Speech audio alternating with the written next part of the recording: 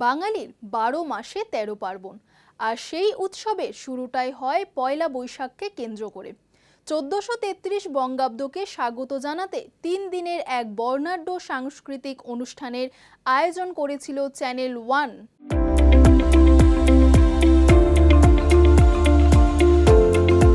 বাঙালির ১২ মাসে ১৩ পার্বণ, আর সেই উৎসবের তালিকায় শ্রেষ্ঠ স্থান অধিকার করে আছে নববর্ষ। ১৪৩৩ বঙ্গাব্দকে স্বাগত জানাতে ৩ দিনের এক বর্ণাঢ্য সাংস্কৃতিক অনুষ্ঠানের আয়োজন করেছিল জিটিপিএল কেসিবিপিএল চ্যানেল ওয়ান। নতুন সুরে বর্ষবরণ ২০২৬ এই বিশেষ থিমের মাধ্যমেই দর্শকদের নতুন বছরের শুভেচ্ছা জানালো বাংলার এই জনপ্রিয় চ্যানেল।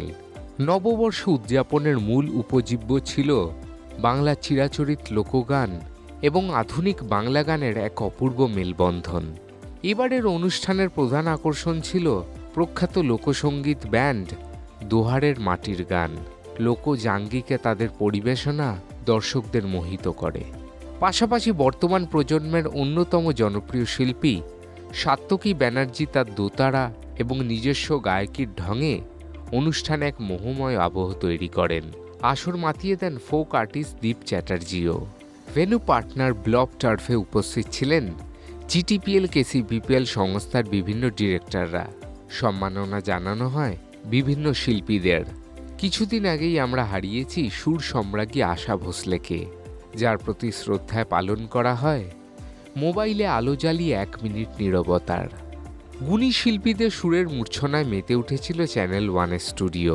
যদিও শুধু গান নয়, কবিতা এবং আলাপচারিতার মাধ্যমে বাংলার ঐতিহ্যকে দর্শকদের সামনে তুলে ধরা হয়েছে।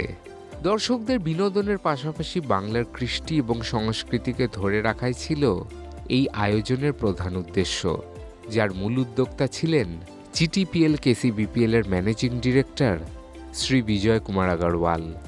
এই বিশাল আয়োজনে চ্যানেল ওয়ানের পাশে ছিল শহরের একাধিক নামী প্রতিষ্ঠান। কলকাতা তথা পশ্চিমবঙ্গের রাজপথ জুড়ে এই অনুষ্ঠানের প্রচারে হোর্ডিংয়ের মাধ্যমে বিশেষ ভূমিকা পালন করেছে কারুকৃত। নববর্ষের ভোজের আনন্দ বাড়িয়ে তুলতে ওয়ানের সাথে ছিল ওয়াও মোমো।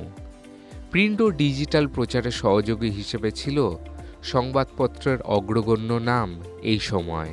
শহর জুড়ে এই উৎসবের সুর ছড়িয়ে দিতে সঙ্গে ছিল 91.9 ফ্রেন্ডস এফএম এবং চলচ্চিত্রের গ্ল্যামার আর বিনোদন যোগ করতে যুক্ত ছিল ফ্রেন্ডস কমিউনিকেশন।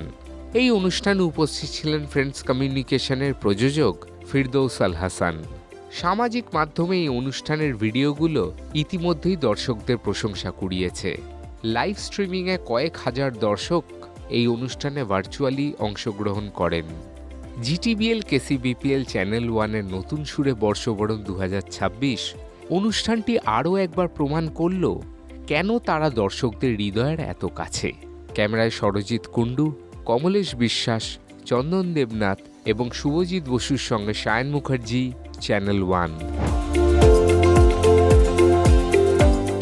দেখুন এই সময়ের তথ্য ও চিত্র প্রতিদিন রাত ৯টায় ও সকাল ৮টায় শুধুমাত্র চ্যানেল ওয়ানে।